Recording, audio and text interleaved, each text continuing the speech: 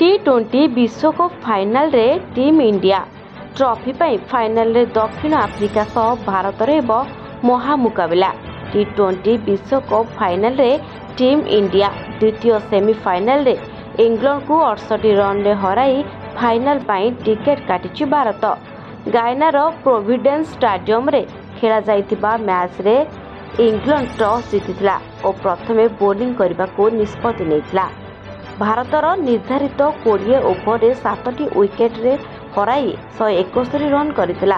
अधिनायक रोहित शर्मा धुआंधार batting करी 2टी छक्का और 6टी चौका जरिया 39 बॉल रु 57 रन करथिले।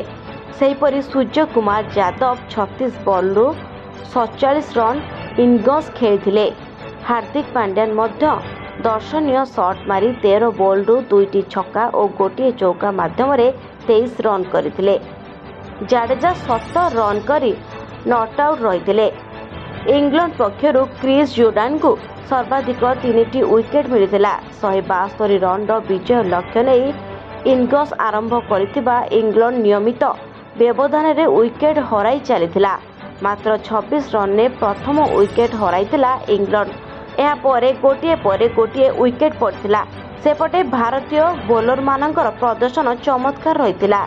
दुई स्पिनर अक्षर पटेल और कुलदीप यादव 3टी लेखाई विकेट अख्तियार करथिले। सेहीपरि जसप्रीत बुमराह 2टी विकेट पाइथिले। भारतीय दलर फील्डिंग भी बेस भल रहिथिला। लियाम लिविंगस्टन और आदिल रशीद रन आउट होइथिले। फल इंग्लैंड मात्र 103 रन रे ऑल आउट हो जाइतिला। भारतर फाइनल रे दक्षिण आफ्रिका को भेटिबो। 29 तारिख रे फाइनल खेला जिवो।